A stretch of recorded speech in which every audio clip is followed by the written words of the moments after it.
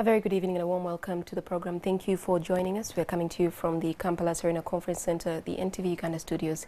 And tonight we speak about COVID-19 and the case of child mothers.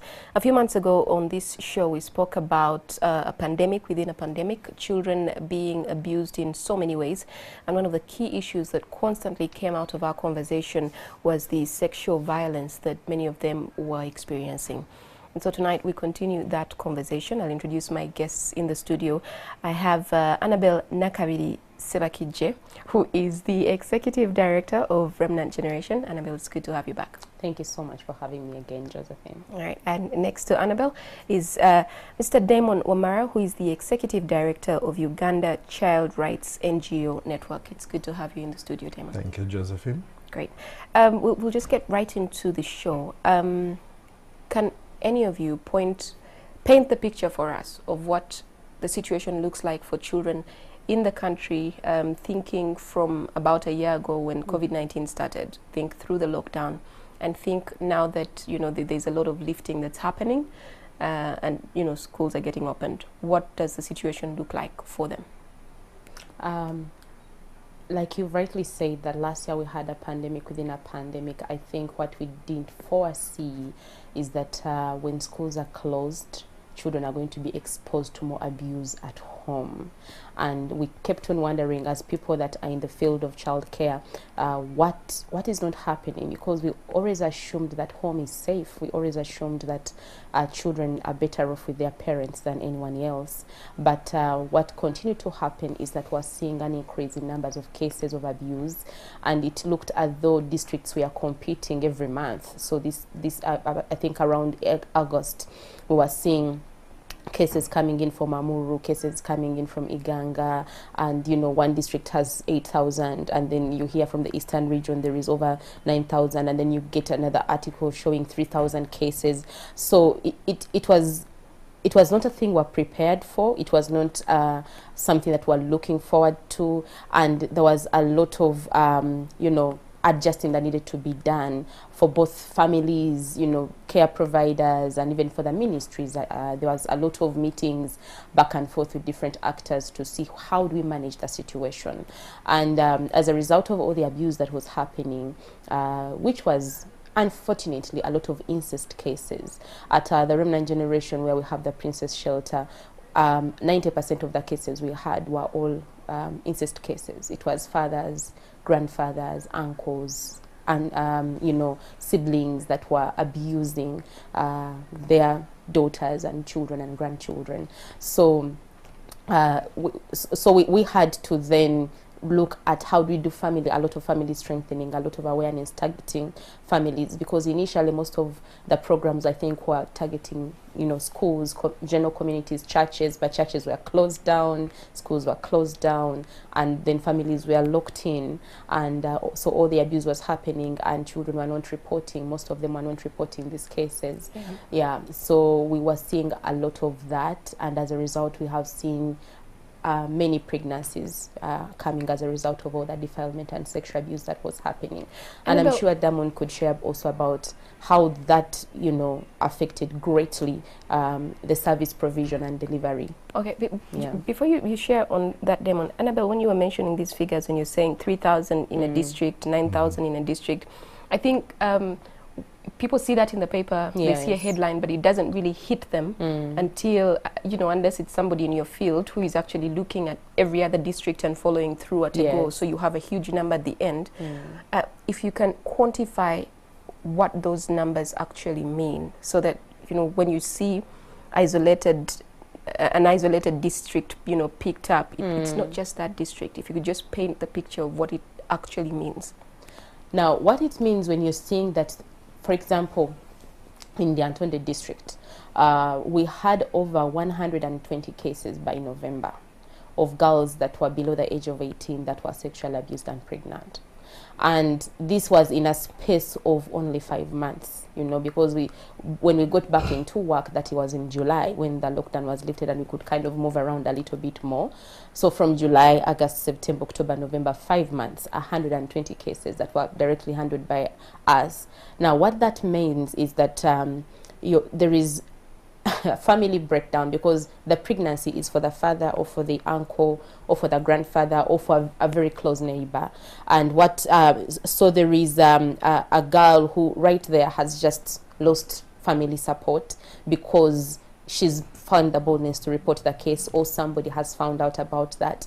There is many wives that left their homes because they couldn't just handle it. You know, having your husband sleep with all the 3 daughters in the house, and yet you're also there as the mother, and many, you know, women left their homes. But it also meant a lot of pressure on the legal support system, because all these are cases. So many times we see the cases, defilement, but we don't see the perpetrators. You know, what happened after all these cases have been reported. What happened? Was their action being taken? So what that means that now there has to be more investment into case investigation and management. There has to be a lot of, you know, groundwork. There has to be this child has to appear, you know, before somebody, interrogating them, sharing their experience over and over again. But it also shows that it's potentially possible that most of these children will not go back to school, will not have the opportunity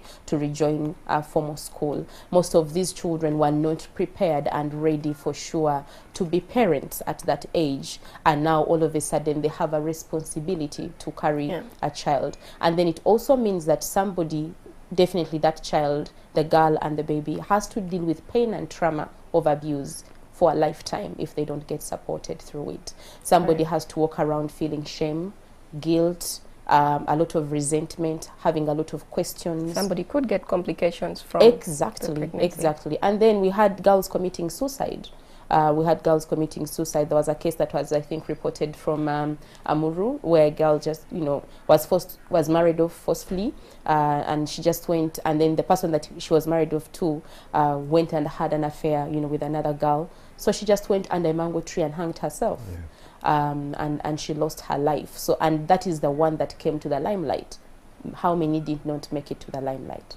Right. I think I can remember during the lockdown when we had when we used to have conversations a lot, and one time we had all these stories that were running in the newspaper, on radio, on TV. And one of the key cases that I remember engaging with Annabelle during the lockdown, or just a bit after the partial lockdown that happened, was a case where a grandmother was selling her children for sex, until the girl finally walked up and went to report the parents. And again, with Annabelle, we began to trace where is this child, how would we help this child access, you know, and then you begin to see that the safest place, we need to remember that the family is the smallest unit in the community, and it's supposed to be the safest place in the community.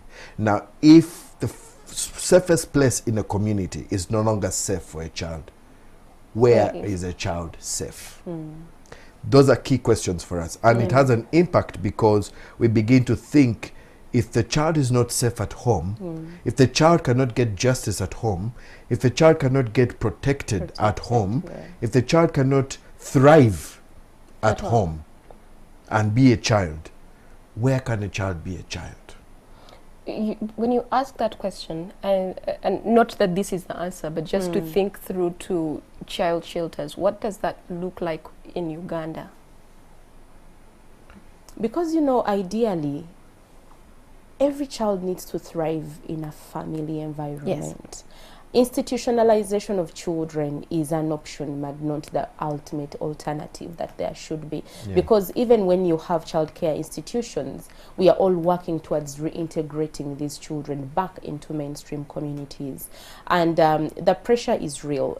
With COVID, most of the shelters lost supporters because they are donor funded. And because there is donor funding and there was a disruption economically, there was pullback of resources for so many people, and that limits how much you can do, you know. And we also had to find adjustments, because now, even when you're bringing on a child in an institution, you need to put them in an isolation room for 14 days. You need to pay for the checkup, for the COVID testing. Like, there is just extra costs that come with that, and they can only take in a number at a time. So I still think that all our energies really and voices should be towards saying, how do we make families safe again for children? How do we get to see that each one of us is playing their role to see that our children are protected at all levels, but ultimately family strengthening, to see that right there where it has to happen, it's happening. And if it has failed completely, then the alternative is that care institutions that are providing institutional support and safe shelters, which should be transitional and temporary. So I know this is not really part of our conversation, but the conversation has evolved into it. What does fostering look like in Uganda? What is the process? Does any of you have an inkling of what it looks like? So when you talk about fostering, and when we talk about residential care or institutional care, this is what government has come up with, and also at international level it is commonly known as the alternative care framework. And it's the alternative care framework basically says what are the options of a child if the child is not going to grow up or thrive in their family. And so it gives the different options that can be taken, and you'll find that, like Annabella said, residential care or care institution is the last option. It should not be the first option on the table. The first option on the table should be kinship care, where we are looking at our cultural relationship, our relatives, uncle. You look for a stable family amongst the family unit, the relatives, the extended family. And then that would be the first option. If that option doesn't happen, then you have the foster care. The foster care, there is a lot that has to happen with that. First of all, you need to go through processes of understanding what are the child's needs. And then you also have to look for people who are willing to take up the child and offer care and support to the child. In our foster, when you talk about foster care in Uganda, it is not a paid affair. It is really a good Samaritan, a person with a heart who just wants to look after a child who is in need of a family setting.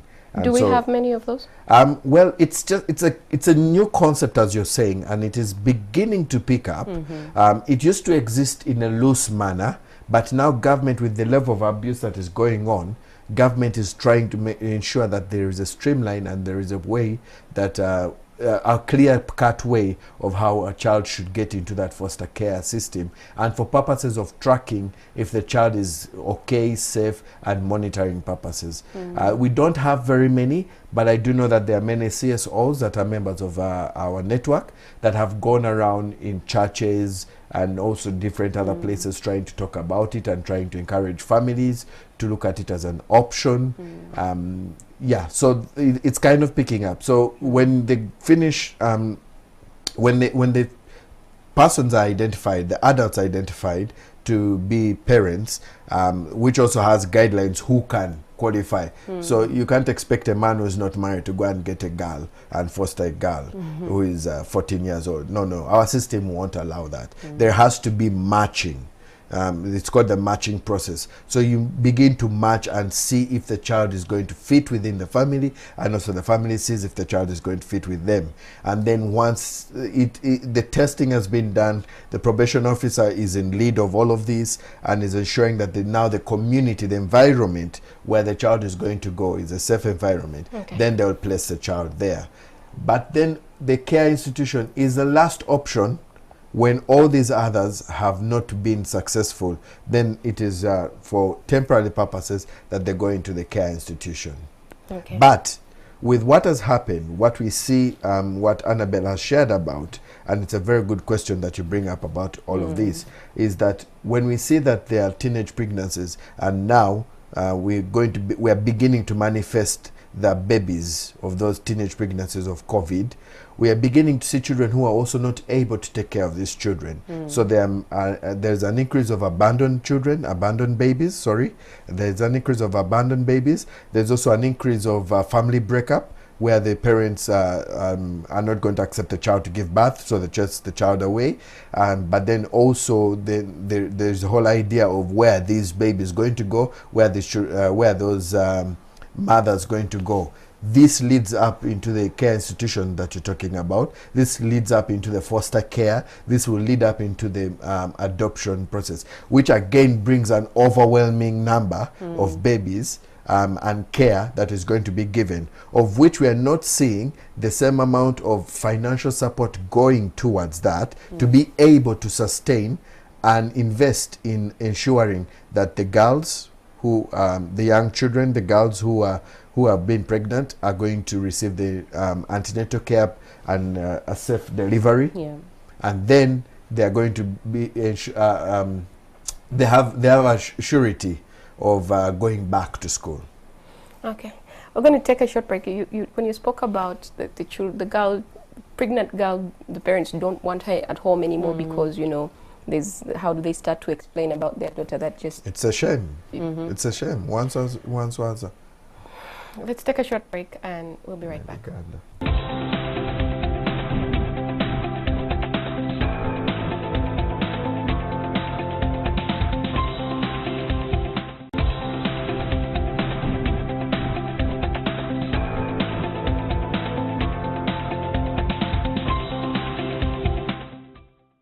Welcome back. Thank you for staying with us. Tonight we're speaking about the case of the child mothers and looking really at the COVID-19 situation and how it enabled all of this. When we're speaking about these pregnancies, and I know people are saying, oh, there's going to be a baby boom, there's going to be a baby boom, you know, was it all talk, or have we actually started to see, you know, the children who were abused actually, you know, coming out? I wish it was only talk, but it actually wasn't. We are really in a place where we knew it was coming. I didn't expect it would be as big as it is. Since we opened our doors, for example, the Remnant Generation in February to date, we have had 56 girls giving birth. Last week we had a call from... Sorry, 56 girls in February? Yes. Just in February? Just in February. And just at your home? Yes. And we had a phone call last week, for example, from you know, there is a hospital in Zana, and there was a girl who had been abandoned in hospital. She had given birth to a premature baby. Who the baby was, you know, the pregnancy was about 7 months, and somebody drove her to hospital, and you know, she had fainted and then ended up delivering at home. So then they realized that they had not cut the cord, that, you know, there was a lot of infections and all those different things. So whoever it is that rushed this girl to hospital reached there and said, let me go and pick something else. They never came back. So I get to receive this phone call, you know, Annabelle, we are stuck here. There is a girl that was left at hospital. You know, the baby is a premature, has this very rare infection. And because of the exposure and everything, the baby got all this jaundice. So, and then they didn't have the facilities for this baby. So we got there, our medical team just, you know, got up, and then we rushed to this hospital to check out what was happening. And then on getting there, the doctor said, if there is nothing done, this baby is going to die. So we had to quickly switch them to Lubaga Hospital, where we have a partnership, but where they also have a neonatal facility. And then we got in there, and the doctor's like, you know what, it looks not so good. If this baby is going to live long, it will be 2 weeks. The infection had really got, you know, bad, and the mother was also not well. How old was the mother? Is the mother? She's 16. She's 16 years old. So they get both of them admitted, and we get the baby into the facility, you know, the NICU and all that. And 3 days later, the bill was about 1.2 million shillings. And so as I was seated thinking about this particular child, I was thinking, how many more girls cannot afford this, are having preemie babies, have not gone to antenatal at all. This girl had never gone for antenatal at all, Josephine. Now, while we're dealing with that one, then again, the like phone calls, you know, others come in, 9 girls, okay, 9 at the same time from Makerere. There is this particular, you know, group of girls in Makerere. Some of them were sleeping in, how do they call Chivanda in English? Cinema hall, traditional cinema hall, you know, just sleeping there. Like, you know how you can find nowhere else to go, you don't know what else to do, and then you end up, you know, sleeping in the cinema hall. So they get both of them admitted, and we get the baby into the each one of you with a different background just gathering up there, and they're all due.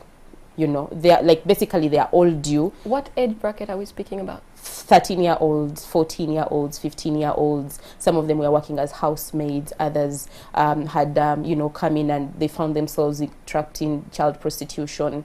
Others were food vendors, girls that, you know, during COVID ended up working as food vendors, and they were being abused by their customers. And then Kawempe police calls in and they're like, you know, there is a family here that has abandoned a girl. So it is, and then we get to meet, she's 8 months pregnant. We go to hospital, they are doing the checkups and everything. She's due in 1 week. So, and all of them, the most unfortunate bit is that they had not gone for antenatal at all. Yeah. So as they're doing the scan and everything, the risk associated to their baby delivery is too much. So doctors are like, okay, now this one we cannot even risk for her to get to any, you know, any further weeks. We need to have an emergency C-section. For this one, we need to make sure that we are saving the baby. If we and the mother, if everything happens well, but chances are high we might lose the baby because they don't, you know, they are very underweight. The, you know, the scan results are not as good. So prepare for the worst. And then in the Antonde, just, you know, 2 weeks ago, we had 9 girls that also needed to, you know, deliver. And they go to hospital, nothing, like literally nothing, no baby clothes, no what. And because we have a partnership with the hospital, we're like, okay, can you allow us to come and just do what we can with what we have, but at least provide the service. Do not turn them away because they don't have anything. They don't have cotton, they don't have gloves, they don't have those basics that they ask for. Even if it's a government hospital, there are those basics that they ask for. Kit. Yeah, the mama kit, and they don't have them, you know. And they have to walk a long distance. There is a girl who walked for is it miles, kilometers and miles, something is bigger, but she had to walk, and the waters had broken, but there was no border, there was no car, and she had to walk to get to hospital to deliver, and she couldn't make it. So by the time this man who has a small bicycle meets her on the road with an auntie trying to get to hospital, and they're like, you know, what's the problem? It's like, you know what, we are getting to hospital. We have walked, and like she's walking while the waters are pouring, and they're pouring, and she's exhausted, and they have nothing. So thankfully, God just positioned that man with a bike to meet them there, and then somehow our social workers got to know, and they were able to meet her at the hospital, and she had to get an emergency C-section because, you know, the baby had lost all the waters. They were tired. The mother was about to just give up and die. She couldn't push. She didn't have the energy. So she just had to be rushed in for an emergency C-section. And even though we knew that the baby boom was coming, we were not prepared for these scenarios. Yeah. We weren't prepared for these scenarios. We weren't prepared for the cost that comes with that. And for me, it set us thinking about how many more girls? I mean, I'm thinking about, I was going to ask how many other organizations similar to yours are there to cater for the need that must be so great. Before you even the numbers. Before you even go there, Josie. Yes. Think about this. This is happening in the urban area. Yeah. Now think about it in the farthest area of yes. Karamoja. Think about this in Mbale, the deep villages of Mbale, of Arua, yeah. the islands. Yeah. The islands. Just right in there. Yeah. We were at we found out a month ago that in Kasanda there are islands. We didn't know that there are islands there, and they had still discovering islands up to now. You understand? So then, but then on this particular island, it's called Bogoye. They had one boat that government had given them 7 years ago with an engine, and it broke down. Now, if you're going to use any private boats, you're going to have to pay 150,000 to cross you over to the other side. Now, on these islands, there's nothing like hospital, like social service, nothing. Now, there is this girl, she got into labor in the middle of the night. They need to rush her to the other side. And apparently, there is a time that you cannot travel on the lake. No. So then, but then these guys dared and said, we need to save this woman's life. So they get onto the boat, and guess what happened? In the middle of the journey, the boat just, the whole thing, you know, the weather, you know, was not good. They couldn't make it, and the boat just capsized and they died. And the LC3 chairperson was telling us, you know what, I don't know if even if we got like maybe 3 boats or 2 boats, we need to get these girls over here. We were walking and literally, I still get chills when I think of, I remember that image. We're walking around and we had 3 girls just, you know how you're just walking, 3 girls just coming. It's as if they had knew that we were there. And they're all like short, very pregnant, and just walking, you know, hello, just queuing on their sugarcane, like there is no care in the world. And in my head, I'm thinking, would this be the next girl that capsizes? You know, would this be the next girl that can't make it to hospital because there's no transportation? So yes, like you're saying, like, yeah, away from the urban centers. Yeah, but to go back to the question you were asking about how many organizations are there, unfortunately, like Annabelle has told you, one of the things that we've realized is that, one, there are not very many organizations that are willing to take up such cases. Annabelle has given you a picture, but if you think about that picture, how expensive it is, that's a very how draining picture. It is emotionally. Yeah. Sometimes we have to ensure that we are there to support Annabelle and the team to ensure that there is staff care, because the staff are giving. Who is giving them back? It's not just about a salary. This is not for the faint-hearted. Yeah. So you have very few organizations, and I think, to our knowledge, many of these organizations are actually in Kampala and the urban areas. We don't have very many in the places that are worst hit. I think Arua reported 8,000. And I don't think we have very many organizations that are going to do the kind of service that Annabelle has. If they're there, after this show, we would really want to see how many of them can come up and say that we need to work together. We need to be, we need to have collective efforts to ensure that we can have a guidance on and guide government and not, well, government doesn't want us to guide them, and help inform government on the best ways we can work together to ensure that the girl child is protected. Because she's talking about a 13-year-old going to give birth, but there's some ages where you can't think about them even going through natural birth. They're below 10 years old, and there are cases of those who are 8, 9, 10 pregnant girls. Let's take a short break and we'll be right back.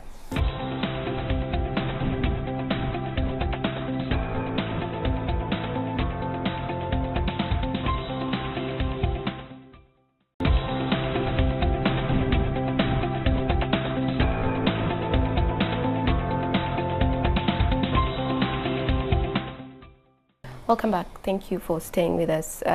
These are particularly difficult conversation to have, Annabelle, and I'm listening to you speak, and I'm just looking at you and like you were speaking about the care that, you know, the teams that reach out to these people have to get, the psychological support, the mental, you know, health aspect of the work that you do. And I hope that your team actually does get some kind of support that re-energizes them to continue with the work that they do. Otherwise, I think people get burnt out, depressed, and fall out of the, you know, the whole team. You wanted to say something, Annabelle, before we took a break? Yeah, I just wanted to add on to Damon's voice and just say we are calling out for everybody. Josephine, this is going to take joint effort. This is not a time for blame, you know, blame gaming and throwing who has not done what and whatever. But we cannot be comfortable sitting and watching our daughters dying. We cannot be comfortable, you know, just reading the statistics, because those are not just numbers. Those are actually children. And the future of this country is dependent on the quality of young generation that we are raising. It is not something to proud of as Uganda when we are saying that, oh, in sub-Saharan Africa we have the highest rates of teenage pregnancy.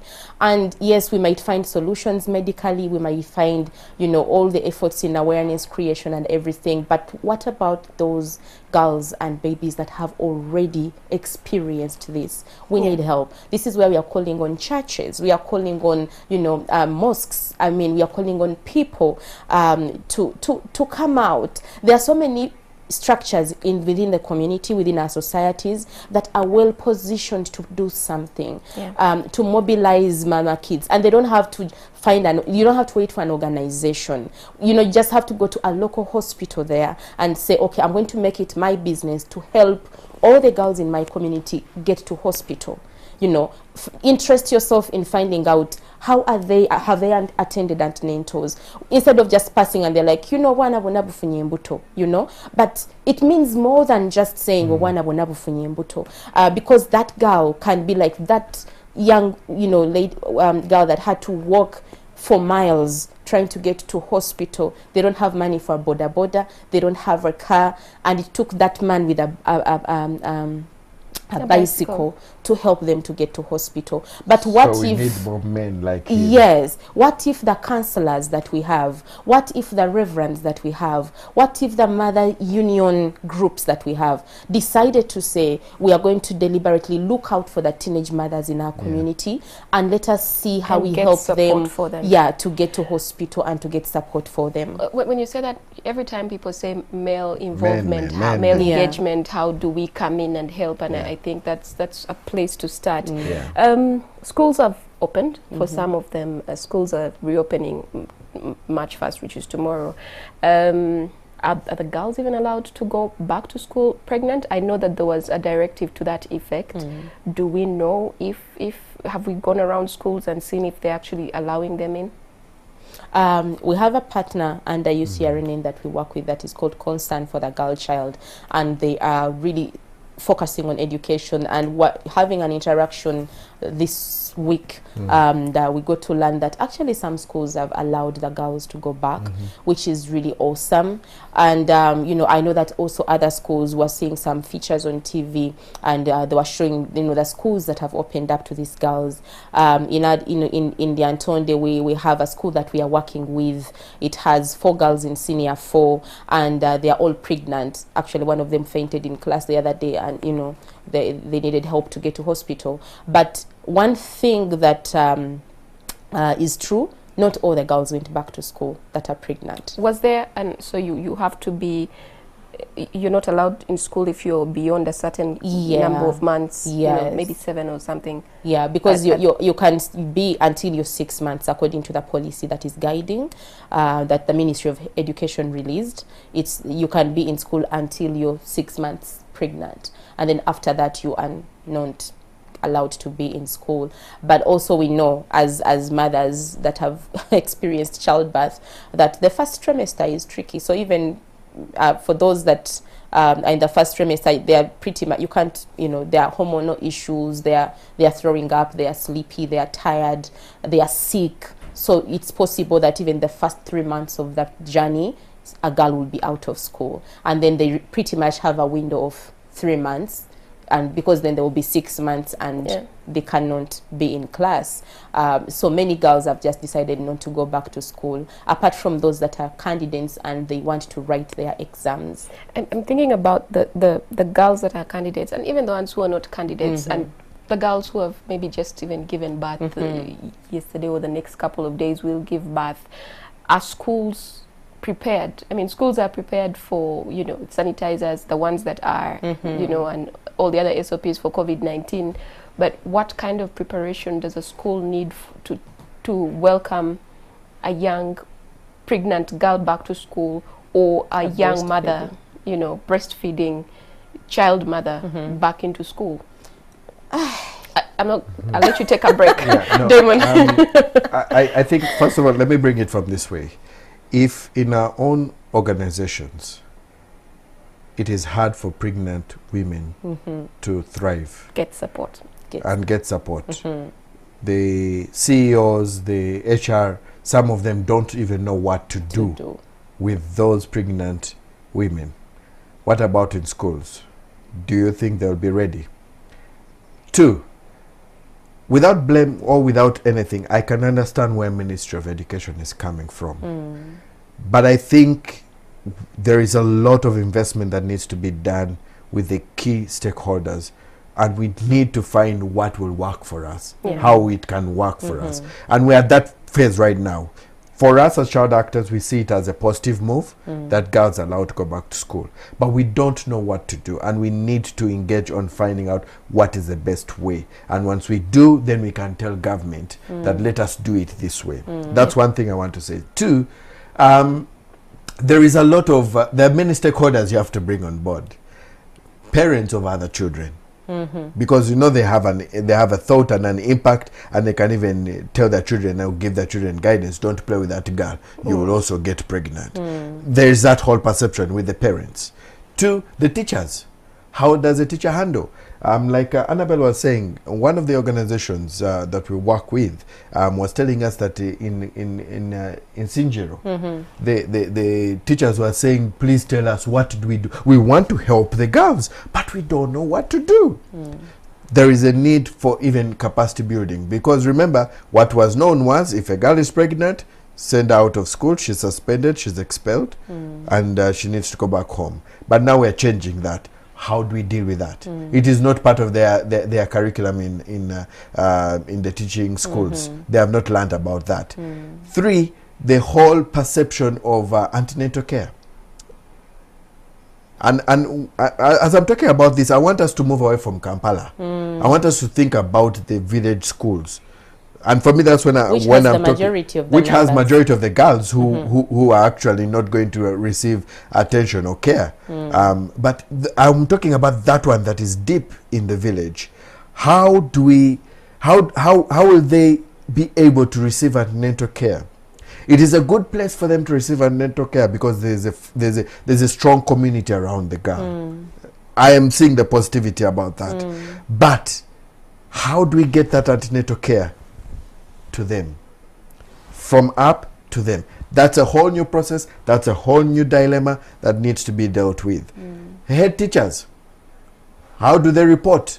Is there a sense of reporting on how many children you have that are pregnant? Is there a sense of support that comes with that?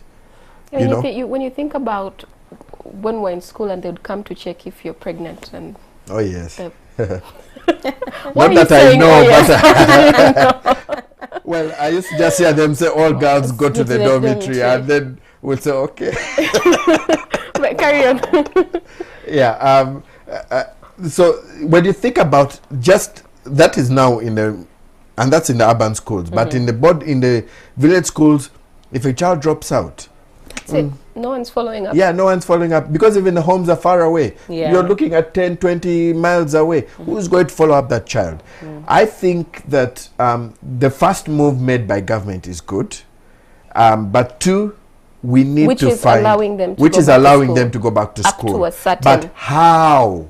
How? And I think with a certain ages, because they must have gauged that by the time they reach 7 months, they are not able to. But the whole perception, I don't want to get into that, because it has its own pros and its own cons.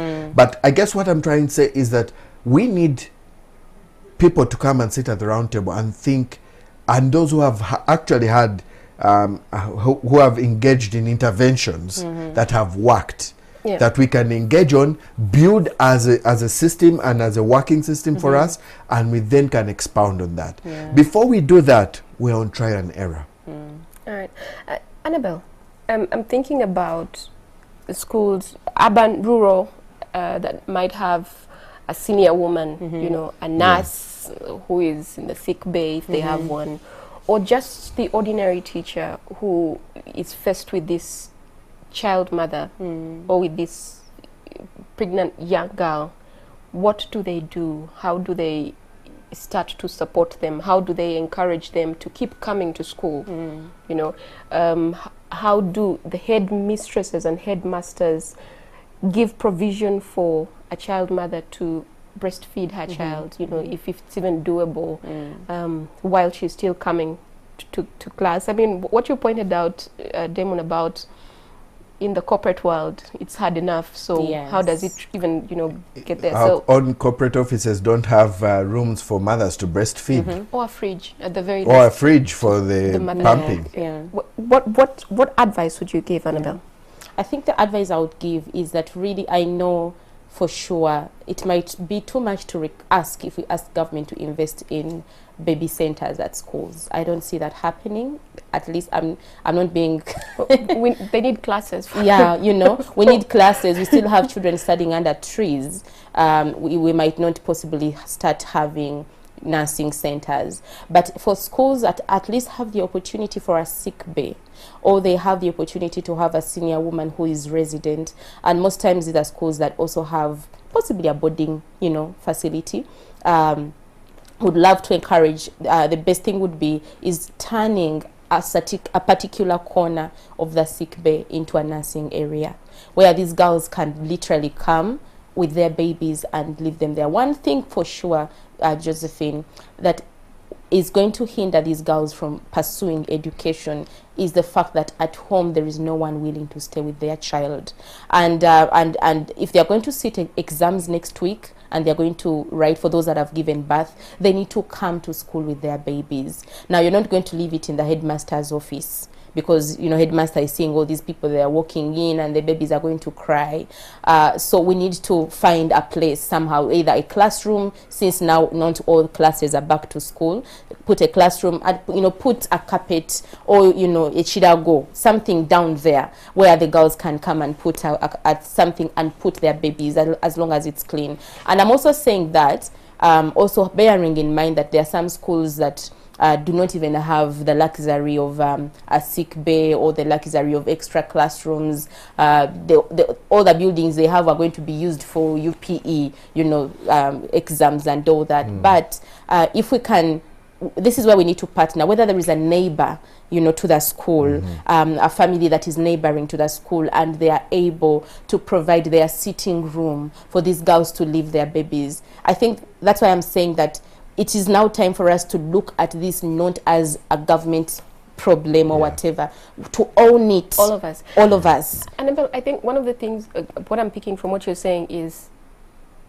not every solution will work for everybody, but be practical. Yes, with what is there. Find a way to support these girls to keep them in school. We usually call that community initiatives. Yes. Okay. So you don't, it won't, the culture of the Karamojong is not necessarily the same as the Baganda. It's not necessarily the same as the Banyoro or the Watoro or the Wasoga. But there's that uniqueness. How do we take advantage of the culture and our culture heritage? You know, the fact that we are clansmen or we belong to the same clan. Can we take advantage of that? Can the cultural institutions come in and also give support towards that? Because these are their descendants. So what she's talking about is that it's also going to take communities to sit in meetings and agree. How do we handle this? And participate. And participate. All right, our time is fast spent, and I'm being told a couple of times. But very quickly, I know we have to then think about, away from just sending these girls back to school and giving them where to sit or all of that, but just counseling for them to, you know, stay in school, keep with the baby, take care of the baby, but also counseling for their families who might either reject them, like you were mentioning earlier, or just, you know, not understand how to then deal with them. So I'd like one of you to speak to that as we close, but I'd also like one of you to also speak to, Annabelle, you touched on the justice system at the beginning, and you said, you know, what happens after, and I'm curious to know of the cases that you've interacted with, what happens with, especially the incest, and even all the other cases that have been reported. I know that your focus is on helping the girls, but do we know what's happening? What does justice look like? And finally, what's going to happen to the babies in your experience? I know you spoke about abandonment, Damon. What else is going to happen? So I'm going to start with you, Damon. Speak to any of those, and Annabelle, you'll close. I'll talk about the last bit. What is going to happen is we're going to see an increase of, we are already seeing the number of child neglect cases reported by the child helpline has increased. I think by last year it was the highest, where neglect was at 140. And just so you can say the child helpline again. So the child helpline, which is Sauti 116, which is a government-run facility. I think it's over 100 children on child neglect, with sexual violence also being still at about a little bit above 50 children in just 1 month being reported, and that's not defilement, that's sexual assault just. What we're seeing is that we're going to see, number one, the children are going to be neglected. And neglect, we're talking about throwing them, abandoning them, pushing them to do awkward work so as to get a living for their baby. Two, you're going to see that the children, it's going to increase the financial burden to the country, because you have these young children taking care of young children, and then do those young children know about the healthcare system, the immunization, and all those other things that follow through? And if it is not addressed, then you're going to have we said over 10,000. So 10,000 times, let's say about one child. So how many are those? Then you have twins and in there you have twins and triplets and quadruplets. So you're looking at almost 20,000. More than 20,000. Exactly. In just this whole period of time. And is our health system ready to handle that in terms of immunization and all that? Then when you talk about investment in terms of education and all that, it's just going to spill down through all through the cracks and all that. What do we do, Damon? Just for whoever is listening, what is their call to action? For the babies, number one, we need to keep our eyes open and be able to spot out where the children are being abandoned, and we can play a key role in encouraging the girls not to abandon their babies. That is one. Two, we need to push our community leaders to take action. You talked about the justice system, which is where I was going to come. The problem is that many times we're looking for the justice system at the highest level, but there is a justice system which even the Local Government Act talks about, which is at the community level, where the issues should begin. The arrest of the perpetrator, the girl receiving justice, the girl receiving protection, and not being thrown out of the community or excommunicated because they have become pregnant. That is where justice for me begins from. But also continuing with the justice to the highest level of ensuring that the perpetrators are imprisoned. I would love the media, as much as they've reported the number of cases of girls who are pregnant, to follow through and find out how many children, how many perpetrators of those that have reported have actually been prosecuted. That would be a good story. Thank you very much, Damon. I see you ended on a note and you looked at me in a very critical way. I see that. Annabelle. Yes. I think what I would love to say is it's going to, again, for me the call is it's going to take all of us. This is something that NGOs cannot handle. Even government is overwhelmed with so many other things, and it will be really over expecting to think that they're going to solve everything. So it's going to, churches are well positioned, mosques are well positioned, local leaders are well positioned, us as individuals that care are well positioned. I think it's time for Uganda to own up. We are not going to wait for somebody else to come and fix our mess. Uganda has to own up. These are our children and this is our generation. We need to do something about it. Open up our homes and care for a child that is, be the person that is going to report the case to police. Hold this girl's hand and tell her it's going to be okay. Do not suffocate her for reporting. Let us encourage the mothers to be bold enough, if it's the husband abusing her children, and not to settle in there because she's protecting a marriage that is, for me, does not even make sense. If a father is abusing their own children and you're trying to defend a marriage like that one, we need to really be the support system and not be custodians of abuse. And the other thing that is going to really be needed to see that we are seeing justice happening is to be supportive. The whole thing about the justice system, it thrives on evidence.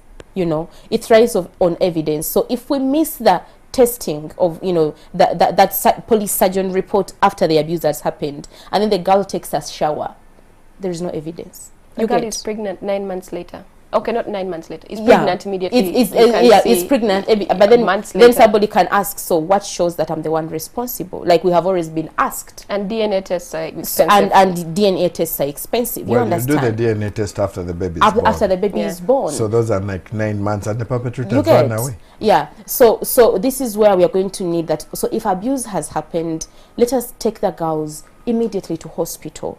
Let the police, there is always that thing, they don't have transport, they don't have what. So when you get there and they don't have transport, put in that 20,000 shillings, let that girl go and have a test. Call the child helpline, you know, at all, like, you know, the thing is free. It is 116. So call the child helpline, report.